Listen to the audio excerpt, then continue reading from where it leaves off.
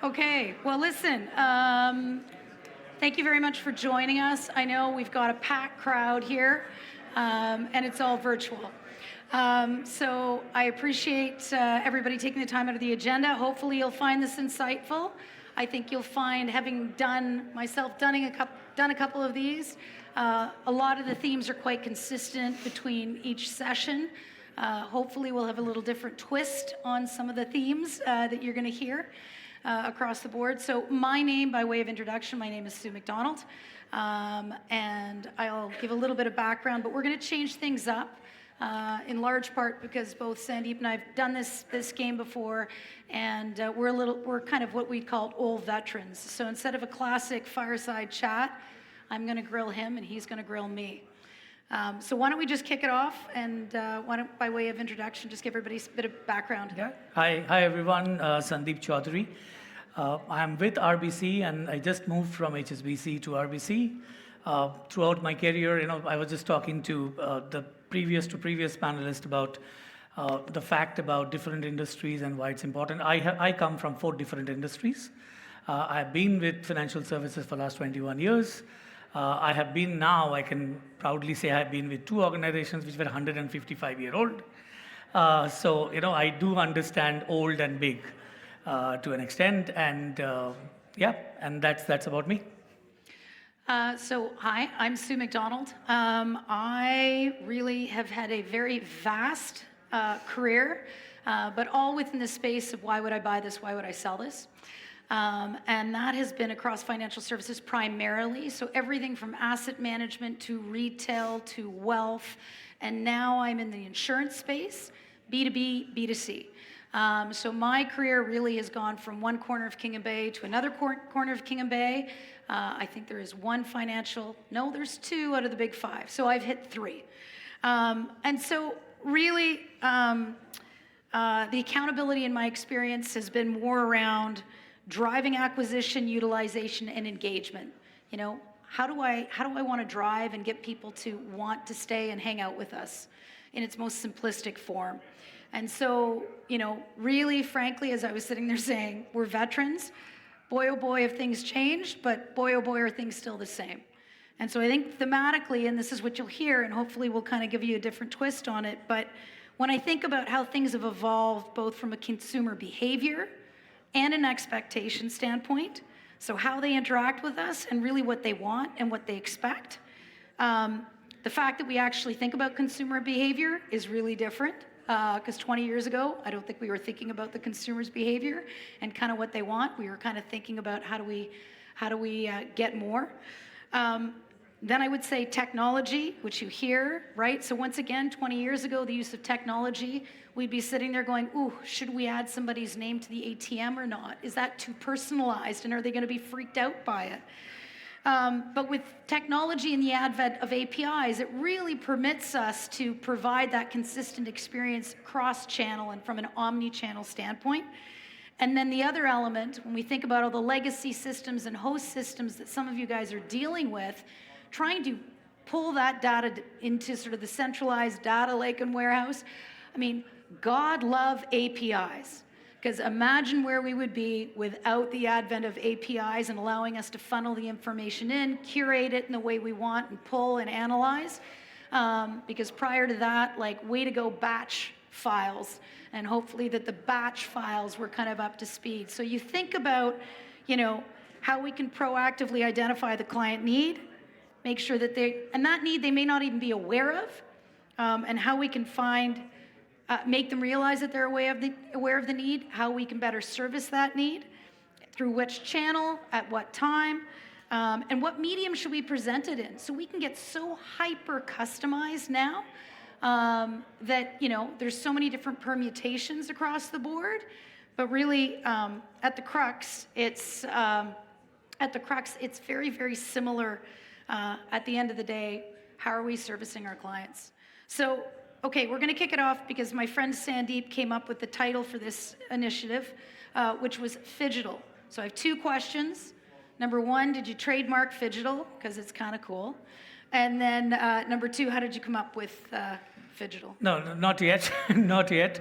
But the whole reason why when we talk about customer centricity, and we all are trying to get there in terms of tactical or strategic, that customer centricity is very important. But a lot of time when you think about a customer, you forget about somebody who is also a customer. And I think Mark just touched upon that in his previous one, which is the employee who is serving the client. Without thinking about the customer being served by the customer that you have, there is no customer. So first of all, customer centricity starts from that. And at the end of it, if you look at every single country where there's a huge growth going on right now, Asia, one of the major places, both channels, whether it's digital and branches, both are focused in customer growth in a big way. In countries where WeChat banking and WhatsApp banking is a very common element, they are also the two countries with the largest number of branch network in the world, China and India, and they're growing. So the question is not about omni-channel, it's not about customer's choice, it's actually about everything holistic. And that's the reason I was thinking about a word which kind of puts together so that we are not talking about physical or digital, or physical and digital. So I said phygital. Make it phygital, because that's where you have to think. And that phygital cannot happen without the employee in the center. Because whether that employee is somebody who is at the advice center or the contact center, or somebody at the branch, at the end of it, somebody again spoke in the first one that I attended, we have not gone into a stage where a robot is managing a robot. A robot is not selling to a robot. It's finally a customer buying something with a human, and a human is trying to sell that. So till the time that sci-fi of, I don't know when it'll happen, when a robot starts selling to a robot, we have to keep the people in mind, and that's why those three elements, which I believe is very, very strong in any customer-centric, customer experience, design, thinking, anything that we talk about cannot be without those two people in the room. Okay. So I'm actually going to pull at that thread. We've got a series of questions, but I'm actually going to jump ahead because I think it pulls on what you were talking about. So many of you guys probably read in the paper, and I'm thinking about financials in particular, financial services in particular, Chase, JP Morgan, they're doubling down on the branch network. And so once again, this is dating us, the advent of phone, oh my God, it's going to kill the branch network. The advent of digital, it's going to kill the branch network. And so, we're seeing that it's not killing the branch network. At the end of the day, when we think about Maslow's hierarchy of needs, at the base of it, it's called food and shelter. How do you get food and shelter? Money. You need money. You need access to money. You need to understand your money. You need to determine how to grow or how to pay, or on and on and on. And so money is a highly emotional and emotive experience. And so therefore, I want to look in somebody's eyes if something goes wrong. I want to be able to talk to a human being if something goes wrong. So whether it's complexity, or frankly, I don't know about you, but in my experience is that the actually less money somebody has, the more they want to talk to somebody, right? Because now it's less transactional in nature, but you bounced my check. Oh my God, you don't realize you just got me kicked out of my apartment.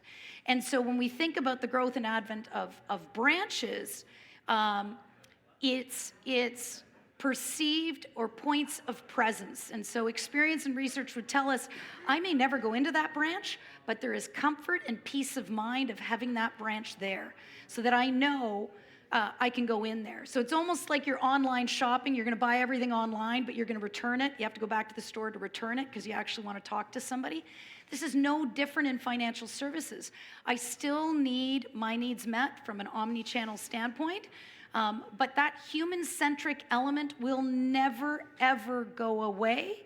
And consumers' comfort level on doing things and channel of preference, whether it's transactional, will be dependent on several factors, right? Whether it's complexities, whether it's wealth, whether it's age demographics. So there's a whole bunch of factors that go into that. So how would you, if you think about phygital, how does that kind of bleed into your phygital comment? No, I think it's exactly what you're talking about, right? If you're putting the customer at the center, the customer decides that what I am comfortable doing at what stage, right? It depends, and then the financial services organizations is to give them that platform or that scope that you're able to, it's fungible. It's between my choice, but then I take the right choice for myself. It's not somebody else deciding for myself to say, you go there or you do this, right?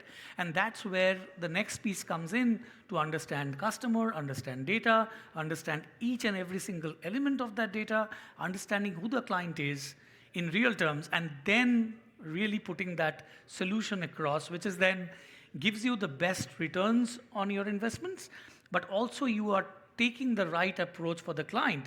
To your example, somebody who doesn't keep a lot of balances might have a lot of needs on the operational side, right?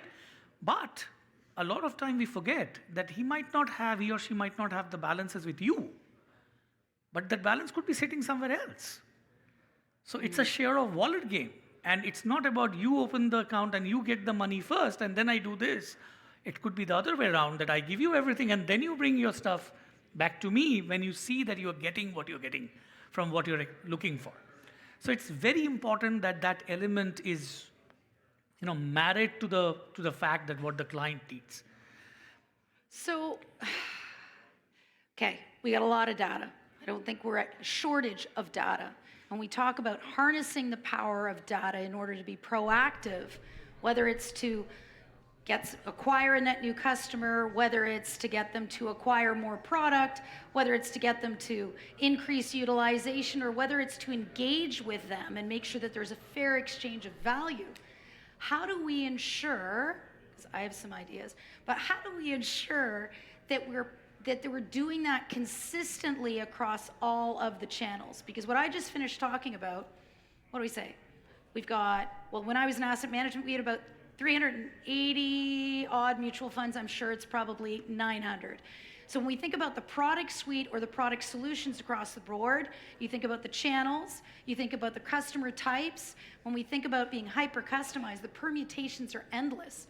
So how do we do that in a way, from a proactive standpoint, as people who are sort of worrying about the client experience, how do we do that in a way that's consistent across every channel? And I'm throwing you a curveball because I know we didn't talk about that. No, I like that. The reason is, I think a lot of us right now, because we come from that generation where there was no data, right? It was all gut feel.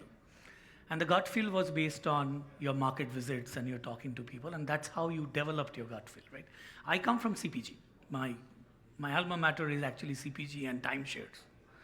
So if I go back and start thinking about it and say, okay, now that there is so much of information, how do I really, cut and go to the bare minimum or the best return on investment for myself? I think the most important piece would be to understand the market size. I'll give you an example. So I'm sure a lot of you in the room would have been in sales, and everybody knows about a direct sales report, right?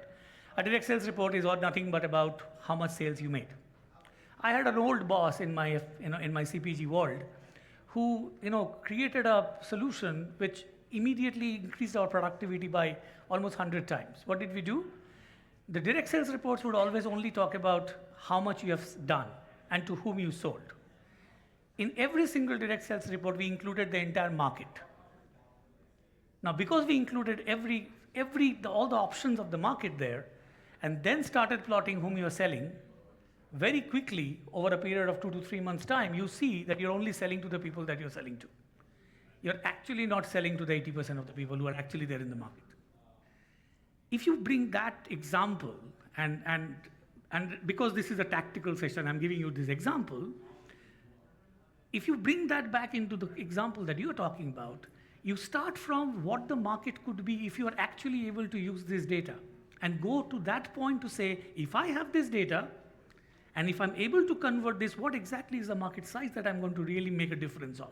And then put it in an order to say, this looks like the biggest one, and this looks the second. But then the bigger question is it practical? From a data, in front of a screen, it looks beautiful. But is it executable? Can you really execute the strategy? So if you cannot execute the strategy, it's a utopian one, you'd love it. Better have a drink in the evening and talk about it. But if you really want to make it happen, then take that out, even if it's on the top list to say, market size-wise, data-wise, this is the best one. But if it's not going to happen and there's no way to make it happen, chuck it out. And then look at the second best or the third best. Idea is that even if you have 20% or 10% of what you thought you will be, your ROIs are actually going to be at least 40, 50% more. That's my experience. Tactically bringing solutions in is what I have gathered over the last. And so if we think about we're here to talk about client experience, right? And so if we think about client customer experience, if we think about ensuring that optimal or that consistency from a client, a customer experience, how do you do that back to phygital? Well, you can make sure it's pretty consistent in the digital space because you've got control, right? You can either go down channel A or channel B. You actually can journey map the whole entire thing. How do you ensure that there's a consistent client experience in the physical space? So whether that's phone, and to some extent, the more you script somebody, the less you lose, right? There is that balance between over-scripting and people not being able to satisfy the needs. And similar within Branchland, how do you leverage technology or digital in order to ensure that there's that consistency? See, my experience tells me that in the front line, in your branches, the biggest challenge for management is two. One is attrition, because you have very quick attrition, people moving around, so the knowledge retention levels are lower. And second, sometimes we are solving for problems which is actually not a problem for them. We are solving what we think is a problem, but we are not hearing from them what exactly is the problem. Sometimes it's very tactical, very, very local. So the way to manage these two issues is first to go and understand what the real problem is. Yeah. Number one, if you understand what the real problem is for that frontline staff, then make sure that much solution is done in a way that it kind of moves. It's not controlled by that individual. It's controlled by that position, so that even if there's an attrition in that position, the knowledge retention and the continuity stays. I don't know how many of you have worked in the branch. You will see the biggest challenge that a client faces in a branch would be, and I'm not sure that if you guys have faced it, I was a branch manager for a very long period of time. This was the biggest challenge that I used to face with my team. A client comes in and talks about a problem. Somebody sits and listens to that whole problem and says, by the way, I'm not the right person. That's the right person. And then that right person, this poor customer goes and then asks, what is the problem? Can you please tell me what the problem? He again tells the whole problem. Oh, we have heard about this problem, but unfortunately, I'm not the right one. Let me take you. So I used to actually tell my team that if I see anybody moving like that, then there's a problem. So if somebody comes and tells you about a problem and you have no clue and you think somebody else knows it, bring that person to me. But the point is, if you create a solution now, if you create something which is handy, it is something which, if you have that question, and for sure, it's not one customer having that problem. There could be customers having the same issue. Now, think of a customer side. The client comes in and says, I have a problem. The person says, yeah, I've heard about this problem, though I'm not the right expert, but just hold on for a second. And I open up something, tilt the screen and say, is this your problem? We have seen this problem happening around. This is the possible answer. Do you think this makes sense? If not, then there is an escalation that I take. And that escalation could go to an advice center. The advice center picks up the phone. Oh, I heard this person is giving you the problem. He has already tried to help you. He's a close friend of mine. Let me tell you how to manage this. See, the connection between that somebody is listening to you and that somebody is not a box and that somebody is not, it's a name, it's somebody sitting in front of you, makes a hell lot of a difference. And I have, my experience tells me 90% of the problems are common sense problems. And that's very uncommon.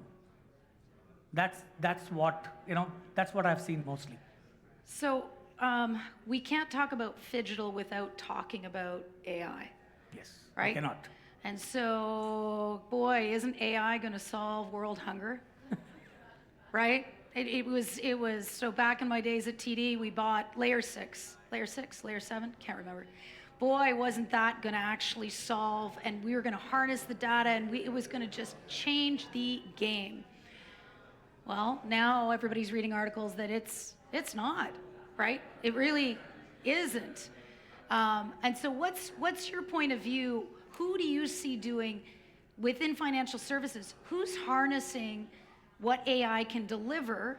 Who's doing it really, really well? And what do you fundamentally think the opportunities are? Because I got to See, a lot of organizations have taken it very seriously, and then at this stage, mostly operational pieces, and then a lot of research pieces, and a lot of modeling is happening through that. I think it would only make it more practical and solvable at a point where the real business, where the rubber hits the bullet, the rubber hits the road, is where AI comes in and helps you, right? Because at the end of it, if you take that same example of digital, the frontline staff, the advisor center staff, if their operational challenges are taken care of by AI, that's where they bring their personalization in front to solve it.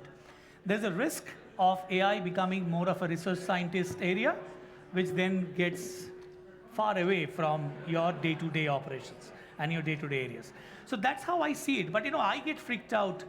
How much is too much is a bigger worry, right? To example, we were talking that all of us loves to see Back to Future and see a car moving on its own. We know that car is available now, but how many of you would be comfortable sitting in that car? My wife would be very much, I can tell you, because she doesn't like driving. But she would love it. But otherwise, I don't see too many people really excited about it, getting into a car which drives on its own.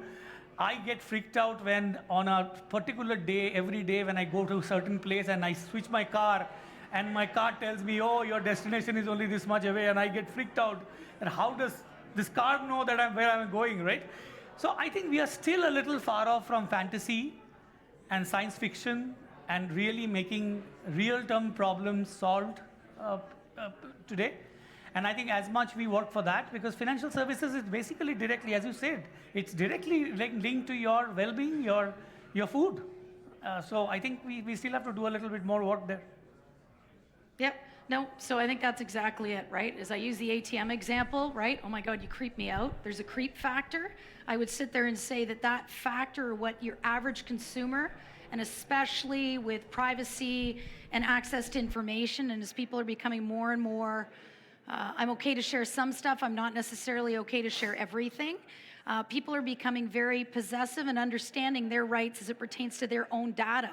And so I might sit there and say, 5, 10 years from now, your average banking customer would say, I don't want you to share that. You actually don't own my personal information. So thinking that AI is the silver bullet in future state, I'd argue probably not. I won't jump in one of those cars either. So when you think about crossing the tech chasm, everybody starts to see, you're an early adopter, you're a laggard, you're a late. Well, the early adopter, the late majority and the laggards and all that, that's the majority of the consumer set. And so if we think about really, you talk about leveraging AI to enhance the consumer experience, specifically within banking being a highly emotive component, people are always going to be at the core. And so I think if you kind of take anything away from this, is that, how you provide advice or optimize the client experience from an omni-channel standpoint is going to be predicated, just like it was 20 years ago, on consumer preferences. And really, frankly, when you're designing the optimal client experience, you have to take that into consideration. This isn't going away. Omni-channels aren't going away. Harnessing data isn't going away. How we use the data is evolving and changing, but there's never, I don't know, and maybe I'm just aging myself, but I take a look at, over the years, oh my God, it's going to revolutionize banking. Call centers are going to revolutionize. ATMs, branches are going to shut down across the board.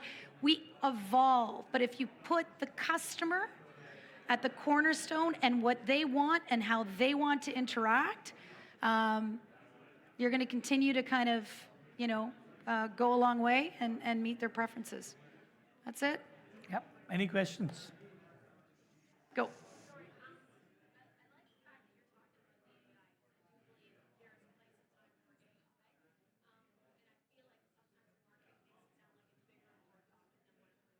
Yeah. Sorry, and depending on the sensitivity of where it is, customers just aren't going to feel comfortable. Banking is probably one of the number ones. You have my money, and I don't want to go through a bot to go get my money. Give it to me, right? So Do you find, because this is what I'm seeing, there's just so much technology out there, and I call it like standalone solutions, point solutions, Yeah. where it solves for one pain challenge, but that pain challenge creates a pain challenge somewhere else. Yeah. And I feel like that's what's happening in some of the tech, like in some of the spaces we have today, like insurance, not insurance so much, but I definitely would say in banking, where it takes you to a certain point, but there's so many elements of banking that it takes you to a certain point, and all of a sudden someone moves over from opening up a bank account to applying for a credit loan, and all of a sudden that journey stops, and the agent is what's stuck. They Yeah. can't service you anymore because their technology is actually what's stopping them from being able to help you now.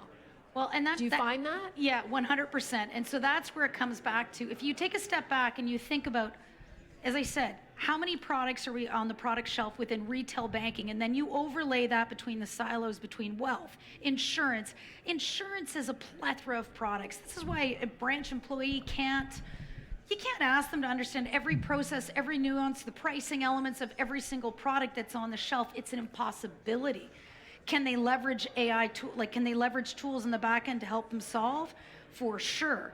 But if you think about the permutations on product, channel, preference, how to position it, what's relevant, what's not, like it is ad nauseum. So you have to put guardrails around that. And I think to your point is that AI is not going to solve for that. It can't. It's great from the operational standpoint and the tech and the back end. It will never eliminate the front end. It can help enable the front end, the call center person, and so from a marketing standpoint, because Jen's back there, she knows this. From a marketing standpoint, that's exactly, when you think about building out the client experience, you cannot solve for 100 different permutations. You can only empower and then think about the moments of truth that really, really matter on where you can actually get your bang for buck. But from a customer journey and a customer experience standpoint, AI is not going to solve world hunger. You're still going to have breakage points in the client experience unless we're going to have somebody that has a chip in their brain that knows everything about every product, every pricing, what process it is to enable that, and I'm giving you one-to-one white glove service with my chip in the brain. That is the only way you will ever solve for that. Yeah, and another example is a very good one. As I said, I come from CPG, right? We used to have 400 SKUs. So 400 stock keeping units, which are there in the market, but then there is a very clear sub-segmentation and segmentation, and then some third party is selling it, stores are selling it. How do they get all the knowledge, right? So there is a very clear user case. Obviously, this is financial service, somebody else's money, so it will be more sensitive. But if you just look at the logistics part of it, how does CPG exist with so many SKUs in every single competition, in every single category, right? Okay, we have to wrap up. One question, I think. Okay, So my question is, I'll repeat it. Just go for it. my question was, do customer journeys change depending on economic standing of your consumer? So wherever they fall in their income range, will they have reliance on a particular channel? Oh. So the question is, do customer experiences change based on sort of income level, right? No. Or sorry, like it can influence it, but if you are 25, I'm going to give you 26 years old, and you are 100% comfortable in the end-to-end buying journey on digital, your income level has nothing to do with it. If, in fact, I've found people that have more money would sit there and say, if it's a simple transaction, yeah, I know, I could be buying and selling $1 million stock. I'm comfortable with a click of a button because I know what I'm doing. So income level, there may be some nuances because there's other behavioral attributes that are associated with income level, whether it's access to mobile, whatever it might be. But I would say income level in and of itself is not a predictive single data point. Do you have a different point of view? No, I agree completely. Okay, thank you very everyone. much, Thank guys. you.